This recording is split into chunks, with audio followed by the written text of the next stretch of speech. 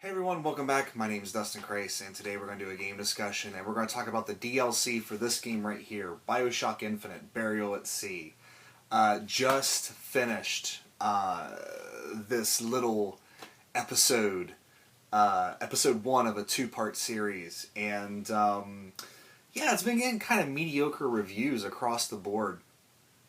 And I don't know what people are looking for in this, because I personally thought it was awesome. It's just a DLC.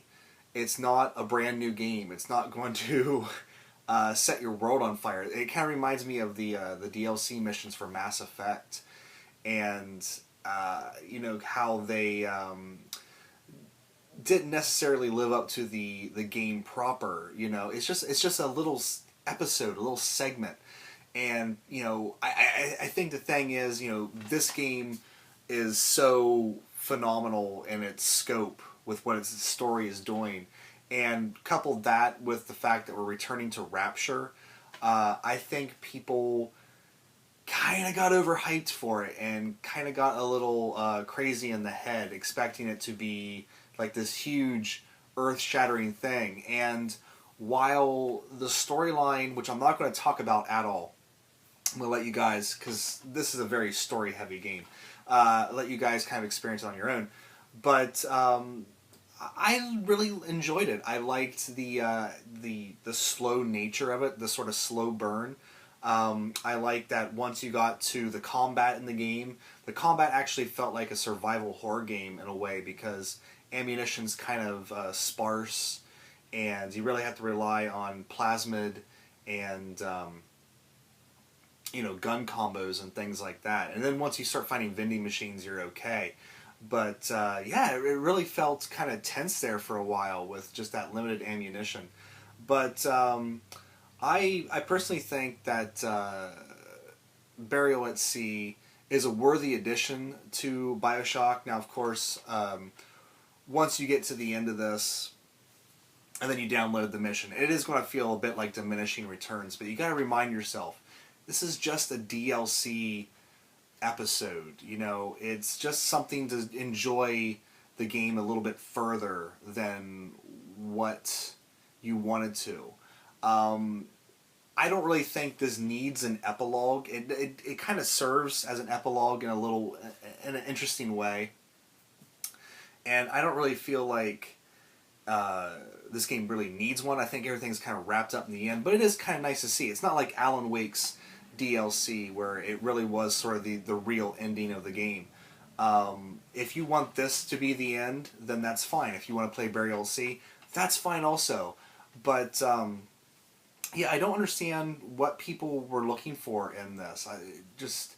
It seems like they were looking for something big and earth-shattering, and it's just another reason to explore Rapture. And that, for me, that's enough to go back, just to see that underwater city again, because it is probably one of my top 5 game worlds ever, like just ever made.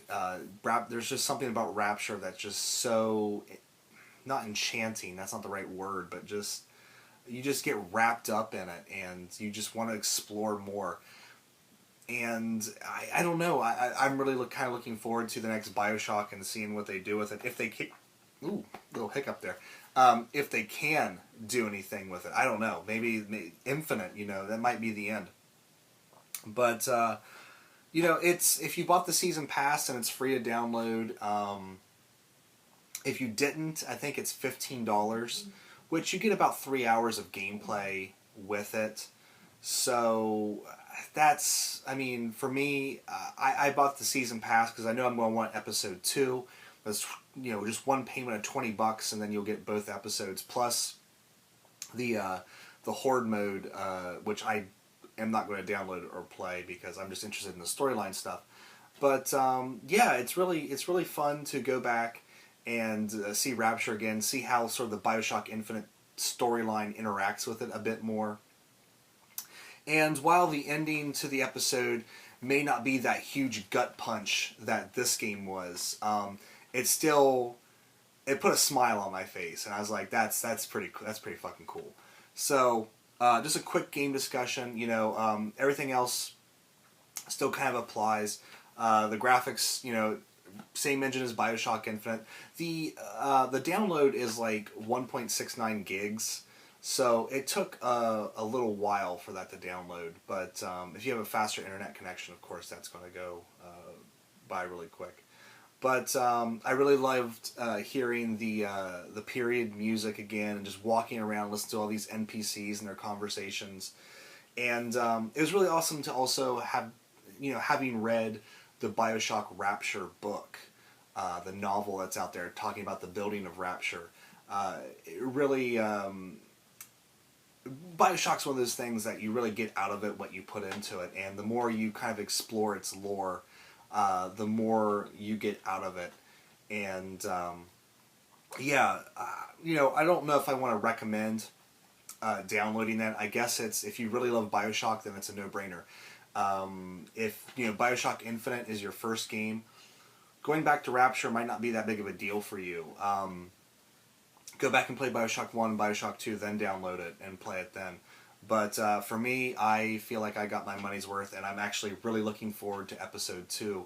So that is it for this. I want to thank you guys so much for watching. Take care, and I'll see you next time.